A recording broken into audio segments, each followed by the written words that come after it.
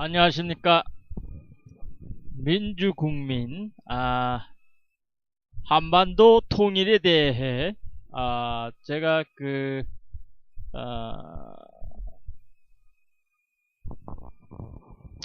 아, 페이스북에, 는 글로만 게재를 했습니다.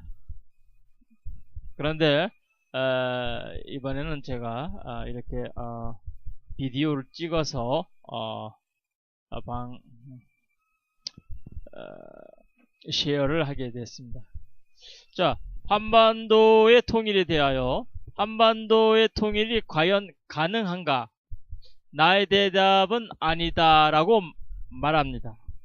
그 이유에 대해 설명하겠습니다. 통일이 결국에는 무력으로 인한 통일이 아니고서는 한쪽의 일방적 통일의 의지만으로 되는 것이 아닙니다. 중동의 예멘 국가는 남북으로 우리와 같이 분단되었으나 멀지 않아 무력으로 통일을 이루었고,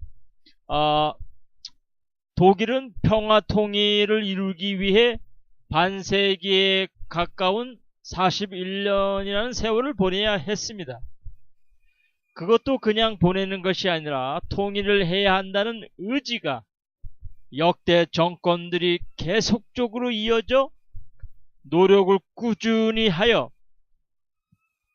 마침내 역사는 미국 레이건 대통령의 대공산주의와의 강경투쟁으로 그들을 압박하면서 구소련의 미하일 고르바초프의 등장과 페레스트로이카 개혁으로 독일에게 통일의 기회가 찾아왔고 그들은 해내고 말았습니다.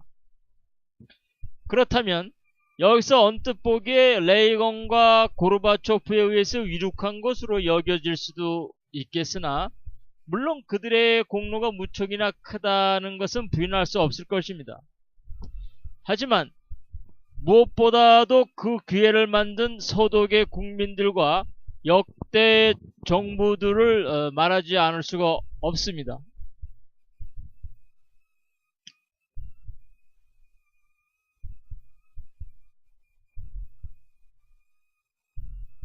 그렇다면 여기서 언뜻 보기에 레이건과 고르바초프에 의해서 이룩한 것으로 여겨질 수도 있겠으나 물론 그들의 공로가 무척이나 크다는 것은 부인할 수 없을 것입니다.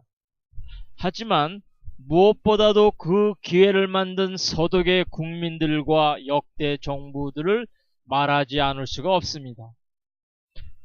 콜드 워, 냉전 시기에는 할슈타인 독트린과 브레즈네프 독트린 등의 첨예한 대립의 각을 세우기도 하였으나 빌리 브란트의 신동방 정책으로 통일을 향한 걸음은 진전이 되어 1970년 정상회담을 시작하여 30여 차례의 정상회담을 갖고 통일을 마침내 이루었습니다. 그렇다면 한반도와 다른 것은 그들은 내전을 겪지 않았으므로 적대적 감정이 우리의 상대에 대한 혐오와 증오를 가지고 있지 않았다는 사실이며 또한 서로의 장기 집권을 위해 적대 감정을 드러내지 않았으며 이용하지도 않았다는 것입니다. 한반도의 북측은 공산주의의 시스템으로 주민들을 통제하였으며 줄기차게 남한의 증오심을 키우게 하였죠. 그리고 남측은 반공으로 국민들을 세뇌하여 정권 유지에 이용하였고 그런 가운데 경제를 일으킴으로 독일이 경제를 일으킨 것과는 다르게 국민들에게 자기의 독재 장기 집권의 정당성을 세뇌하기가 용이하였던 것입니다. 또 그들에게는 국가보안법이 있었던 것이죠. 지금도 남한에서는 사상 싸움이 끊이지 않고 있으며 이데올로기의 갈등은 통일의 장벽으로 자라고 있습니다. 최근에 미국의 한 고위 관리는 남한을 향해 통일을 이루려면 먼저 내부의 적을 없애야 한다고 했습니다. 내부의 적이 무엇입니까? 바로 남남 갈등을 두고 하는 말입니다. 김대중 대통령을 보고 빨갱이라 억지 주장하는 보수주의자들의 무식한 행태가 난무하고 있으며, 또 고인의 시신을 국립묘지에 안장하지 못하게 하려는 그들은 박정희 대통령의 신일민주의의 홍위병들인 것입니다. 남한의 젊은 층들은 통일에 대한 중요성을 깨닫지 못하고, 또 통일의 필요성에 대해 50%도 안 된다고 합니다. 미래 통일에 대해 상당한 부정적 현상이 아닐 수가 없습니다. 평화 통일, 그것은 긴 여정을 요구하며 많은 노력과 우리는 하나라는 인식 없이는 결코 이루어질 수 없는 것입니다. 중국에 많은 것을 의존하고 있는 북한은 마침내 김일성 생존 시에 중국의 요구에 의해 우리의 귀중한 땅 백두산의 반을 내어주어야만 했습니다.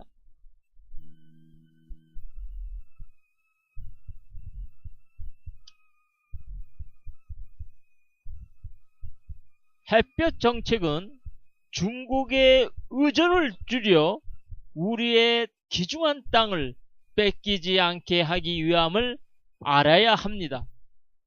북한의 통일에 대한 고려 연방제를 옳다고 여겨 좋은 아이디어라고 하자 빨갱이라며 국가보안법을 적용하는 나라에서는 결코 통일을 이루지 못할 것을 나는 압니다.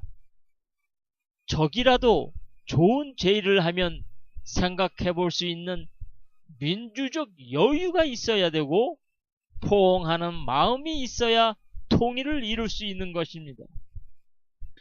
민중이 뽑은 민주정권만이 통일을 할 수 있다는 김대중 전 대통령의 말이 아니더라도 이미 소독을 통해 우리는 잘 알고 있습니다. 그들 국민들은 줄곧 통일의 의지가 있는 정권을 지지하였던 것입니다. 한국의 보수 정권이 남북한의 양체제로 영원히 분단되기를 희망하지 않는다면, 진정으로 통일을 향한 의지가 있다면 북한에 대해 조건 없는 만남을 추진하고 더 이상의 정권 유지를 창출을 위해 빨갱이론을, 그러한 프레임을 이용하는 일이 없어야 할 것이며, 보안법의 폐지가 있어야 다시는 죄 없는 사람들의 목숨을 이용하는 일이 없어야 될 것입니다.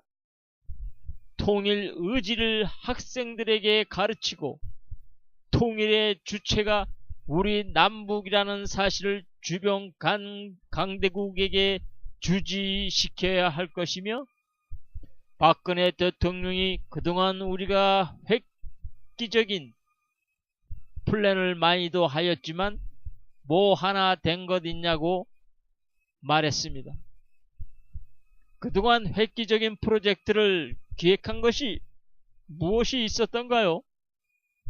박정희 대통령 때는 7.4 남북 공동성명과 적시자의 상호 방문 등은 소독의 정상회담 등 통일을 향한 그들의 진전을 보고 서로 남북이 이용하였을 뿐, 그리고 남한에서는 유신헌법을 발표하여 국민들에게 적지 않은 통일에 대한 희망을 주는 듯 하다가 제왕적 새로운 권력을 가진 대통령을 국민들은 모셔야 했던 것입니다. 그리고 그는 이어서 긴급조치를 비상계엄을 실시하여 국민들을 다스리지 않았습니까? 획기적인 것은 햇볕 정책과 개성공단인데, 이승만 자유당의 계승자들인 한나라당의 이명박 정권과 새누리당의 박근혜 정권이 상대당인 민주당이 주도한 일이라 중지하고 자기네가 주도하여 이루기 위해 남북의 밀담과 획기적인 프로젝트를 이루지 못하자 과연 이명박 정권은 그런 플랜이라도 있었습니까? 금강산 관광과 개성공단을 폐쇄하고 막대한 양쪽의 손실을 북한에 돌리고 있습니다. 이명박 정권은 당시에 다시 방공을 이유로 국민들을 호도하고 포주기만 하지 않겠다는 무식한 어리석음을 드러내어 천안함 폭파 사건과 연평도 도발을 이끌어내어 그의 비리와 실책들을 무마하지 않았는가 말입니다. 이어서 박근혜 정권도 조건을 내걸고 협상하자면 누가 하겠습니까? 박근혜 대통령의 말대로 북한이 핵이 있다고 북의 정권이 안 무너지겠습니까? 구소련을 빗대어서 한 그의 이 말이 진정이라면 조건을 건 한반도 실로 프로세스는 눈 가리고 아웅하는 것입니다. 진정으로 통일을 원하는가? 아닙니다. 이승만의 자유당 계승자들은 빨갱이론의 일민주의를 내세워서 계속해서 정권을 창출하고 유지하고 싶은 것이 그들이 통일보다 더 좋게 생각하는 것입니다. 그러므로 한반도의 통일은 요원해질 수밖에 없는 것입니다. 아, 슬프다 한반도요. 미안하다 한반도요. 감사합니다.